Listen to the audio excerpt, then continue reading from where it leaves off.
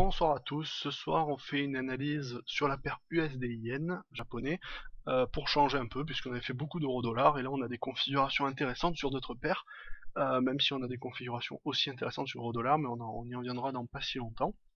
Alors l'USD-Yen ici qui avait montré une envolée épique autour du premier trimestre de l'année.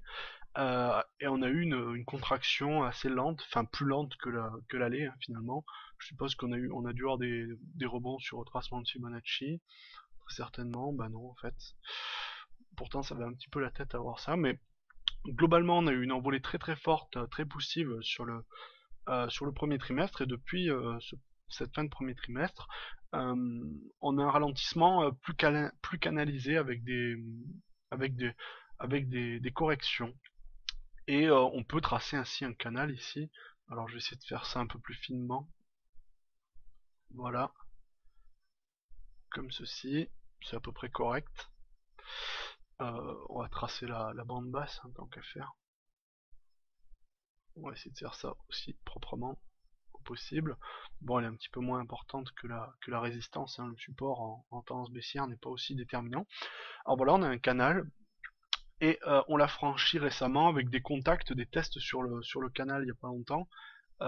Ici, et on a eu une dernière accélération baissière pour faire une cassure il y a 2 jours, enfin vendredi, jeudi on l'a fait.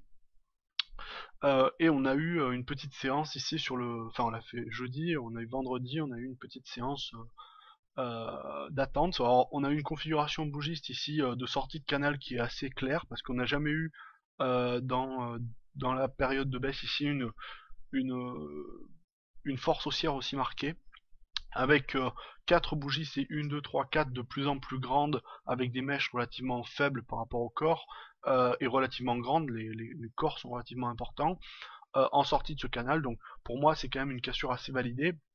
Après il faut noter qu'on n'est pas encore passé au-dessus des plus hauts. Alors, vous voyez, on avait cassé le dernier plus bas ici, mais en termes de cassure de plus haut, on n'y est pas encore, hein, c'est pas net, parce que là on en a, disons que si on veut en générer un important, si on veut le plus haut pile poil, ça serait par ici, on est dessus. Et si on veut une zone un peu plus claire, déterminante, disons, on va tracer ça, quoi. Donc on n'est pas complètement sorti, hein, on peut avoir, je pense qu'on peut avoir de la bousculade encore un petit peu dans les cours, mais on est déjà sorti d'une tendance baissière de fond. On remarque que lui aussi marque quand même un pas dans au moins du retracement de ce canal baissier, mais je pense quand même qu'on est plutôt dans une dominante de retour, de rebond haussier désormais, mais à plus long terme. C'est pour ça qu'on va regarder ça en weekly. Ici, semaine. Alors vous voyez, donc on a notre petit canal ici que j'ai matérialisé. Et comme vous voyez ici sur le canal, on a une grosse bougie rouge de la semaine passée et la bougie verte ici. Et on remarque quand même que la bougie verte est un petit peu inférieure. Donc on n'a pas, disons dans l'esprit, les haussiers n'ont pas encore dominé le marché. Néanmoins, on remarque ici, vous voyez qu'on avait eu la formation d'un canal en rectangle pendant une bonne période. Là, j'en avais fait des analyses à ce moment-là. Une sortie forte, hein, mais il n'y avait pas eu de pullback du tout. Et là, ça peut sonner un petit peu dans une dimension de pullback, vous voyez, ici, puisqu'on rebondit à peu près sur ces niveaux. Bon, pas tout à fait, mais on revient à peu près dans cette zone. Et un rebond fort sur cette zone ici m'amène à penser qu'on pourrait avoir un véritable rebond de moyen terme, avec une hausse qui repartirait comme ça. Et on pourrait considérer cette figure ici, vous voyez, de canal ici, de canal baissier, comme tout simplement un drapeau, hein.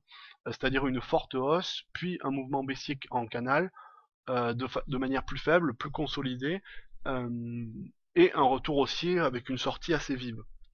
De surcroît, si on regarde un petit peu même à plus grande échelle, si on se place ici, alors hop, c'est pas pratique, je suis sur un petit écran. Ici, voilà, si on matérialise ici, on peut avoir un biseau évident. Là, on est en weekly, je rappelle. Donc là, ça matérialise ici, donc vous voyez, c'est quand même vieux, hein, c'est depuis 2008, depuis bah, à peu près la crise, hein, finalement. Euh, on a la formation d'un biseau ici sur l'USD Yen, c'est-à-dire que plus ça va, et plus le mouvement baissier se ralentit finalement, et converge vers un point jusqu'au moment où on va sortir. Et cette sortie, vous voyez, c'est bien faite, hein, elle était bien claire, euh, assez forte. Et on regarde ici, vous voyez sur le weekly, on remarque qu'après cette sortie, donc on a eu l'accélération haussière. Maintenant, ensuite, on a eu le pullback sur la sortie du biseau. Je trouve que les biseaux personnellement sont des très bonnes figures, donc je me tiens un petit peu à ça. Et jusqu'à présent, vous voyez dans la descente, dans le canal ici, on n'avait pas eu de bougie verte en weekly assez importante, hein, pas de semaine marquée, à part cette dernière, cette semaine-là, où on a quand même une bougie, vous voyez, qui est représentative, qui est assez forte, et qui revient, comme j'ai dit, sur les derniers plus hauts du canal précédent à plat. Donc pour moi, là, on a un signal. euh, Bon, sur le globalement, vous voyez, on n'a jamais encore véritablement passé des plus hauts. Enfin, si, à partir de ce moment-là, on a réussi à passer au-dessus. À ce moment-là, je vais tracer ça un peu mieux, voilà. Sur cette période, on a commencé à passer des plus hauts sur cette zone, mais on n'est pas allé chercher les vrais plus hauts, les puissants, disons, ici, à ce niveau-là.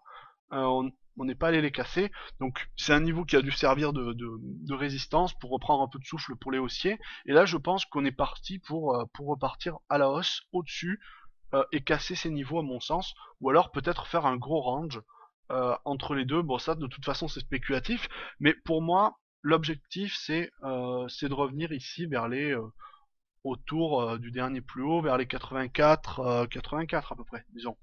Je pense que c'est largement envisageable. Donc là, en termes de trading, ça peut être intéressant. Il faut trouver des points clés. Euh, mais je pense qu'il y a du trade à faire, même si on revient en daily. Je pense que euh, enfin, du trade, ça dépend, c'est à chacun de voir sa stratégie. Puis là, je fais qu'une analyse technique, je rappelle. Euh, Peut-être attendre un pullback un petit peu plus prononcé, mais je pense que là, on a une possibilité d'amorce au niveau du mouvement qui est assez importante. Et comme je dis, en daily, ça serait un mouvement qui viendrait ici jusqu'au 84 pour chercher bah, le dernier plus haut. Ici, vous voyez, ça, donc ça fait chiffre rond, hein, aussi, il faut signaler. Euh, donc je pense qu'il y a une possibilité sur ces niveaux-là. Voilà, donc mon avis est haussier sur l'USD Yen avec une possibilité de pullback encore, mais je reste haussier là-dessus jusqu'à 84 à peu près. Voilà, j'espère que cette vidéo vous aura plu et je vous dis à la prochaine. Alors,